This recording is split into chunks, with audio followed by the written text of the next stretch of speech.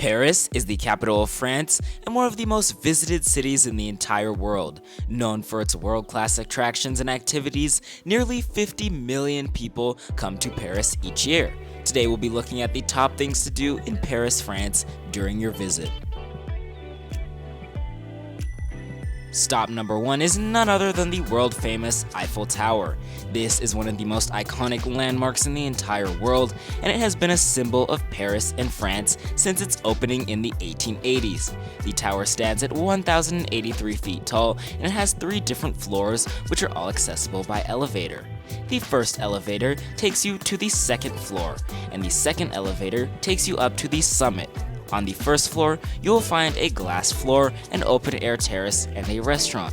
The second floor has souvenir shops, an observation deck, as well as restaurants. On the top floor, you will find Gustave Eiffel's office and the highest observation deck in all of the tower. The top floor is 900 feet above Paris, and it's the highest observation deck in all of the city. Please do note that you do have to book a top floor ticket in advance. They sell out incredibly fast, especially during peak season, so make sure to book 60 days in advance. If you don't get to book 60 days in advance, then 30 days in advance, and if not that, sometimes tickets will go on sale 14 days in advance and 7 days in advance. Please make sure to always book through the Eiffel Tower's official website and no third-party websites. As seen here, the view from the top of the tower is absolutely amazing. Also, ticket prices for the top floor are 36 euros and 10 cents for adults and 18 euros and 10 cents for kids. So while it is quite pricey, it is still something that every first-time Paris visitor has to do. Now let's head off to stop number 2. Stop number 2 is Arc de Triomphe. Arc de Triomphe is another symbol of Paris. It was built to honor those who served and died during the Napoleonic and French Revolutionary Wars. There is an observation deck at the top, and to get there, you have to climb 284 steps. There is an elevator for any people with reduced mobility, but it does not go all the way to the top, and a climb of 46 steps is still required. At the top, you get fantastic 360-degree views.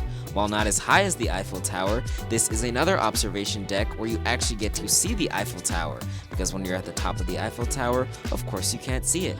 Tickets are 22 euros for adults, and children under 18 are free, so this is also more affordable than the Eiffel Tower. Now let's head off to stop number 3. Our next stop is Avenue du Champs-Élysées. Champs-Élysées is the most famous avenue in Paris and is widely considered to be the most famous avenue in the entire world. This avenue is 1.2 miles long, and it's known for its many luxury designers, shopping, restaurants, and cafes. It takes around half an hour to walk from end to end, and there is also the Metro Line 2, which runs underneath it and goes every 2 minutes in both directions, so you can travel along it faster. Now let's head to stop number 4. Stop number 4 is Trocadéro and the Palais du Chaillot. Trocadéro is best known for its iconic view of the Eiffel Tower, as it's located right across the river Seine. It's also home to the Palais du Chaillot, which is a large museum complex. As you can see here, Trocadéro gets very busy, so if you want to get some good pictures, make sure to come early in the morning. This is also a fantastic spot to watch the Eiffel Tower when it sparkles in the evening. The Eiffel Tower sparkles on the hour after sunset until 11 p.m. in the winter and until 1 a.m. in the summer. This is another must-do in Paris, and you have to see the Eiffel Tower sparkle at least once when you're in the city. Now let's head off to our next stop. Stop number 5 is Le Musée du Louvre. The Louvre Museum is the largest museum in the entire world. It is over 780,000 square feet with 400 rooms and 35,000 pieces of artwork. The most famous painting here is of course the Mona Lisa, which was painted by Leonardo da Vinci. While it's really famous, the crowd to see the Mona Lisa is absolutely insane. And mind you, I booked one of the earliest time slots in the day. The museum opened to the public in 1793, and it is an absolutely massive museum. When you come here, please make sure to see some of the other artwork as well, besides the Mona Lisa, as if you're somebody who's really into art, you could easily spend a whole day exploring this museum. Also a pro tip, if you want to take pictures of the Louvre Pyramid when there's nobody here, come on a Tuesday morning when the museum is closed. Anyways, let's head on to our next stop. Our next stop is the Tuileries Gardens. These gardens are located on the eastern end of Champs-Élysées, and they were created by Catherine de' Medici all the way back in 1564. Today, the gardens are a very nice spot to relax and have a picnic. If you find yourself in Paris in the next couple of summers before the 2028 Olympics, you'll get to see the 2024 Paris Olympics cauldron.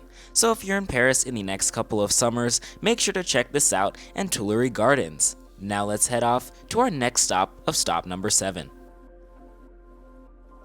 Stop number 7 is the Notre Dame Cathedral. The Notre Dame Cathedral is one of the most famous Gothic cathedrals in the world.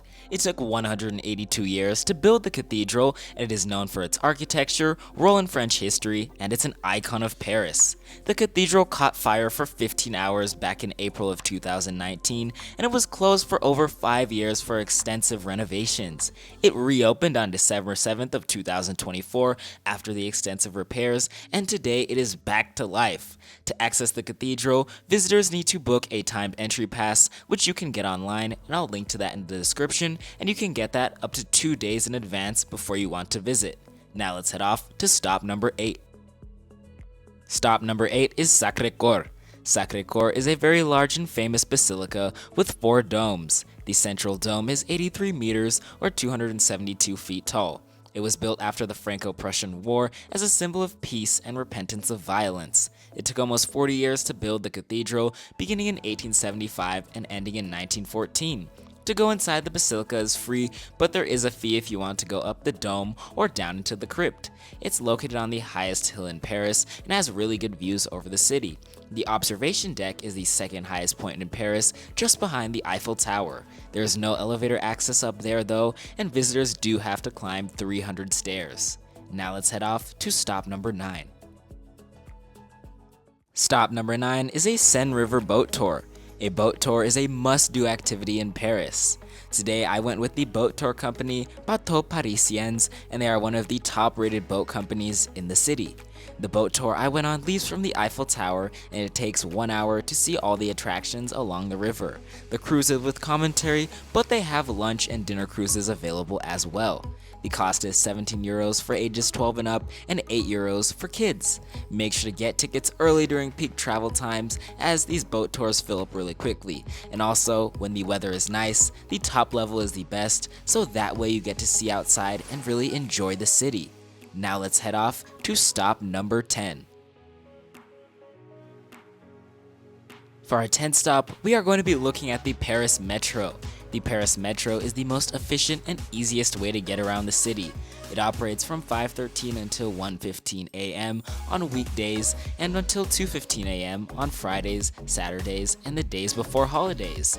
The Metro is really easy to use, and I recommend you have Google Maps on your phone as well as the Île-de-France app.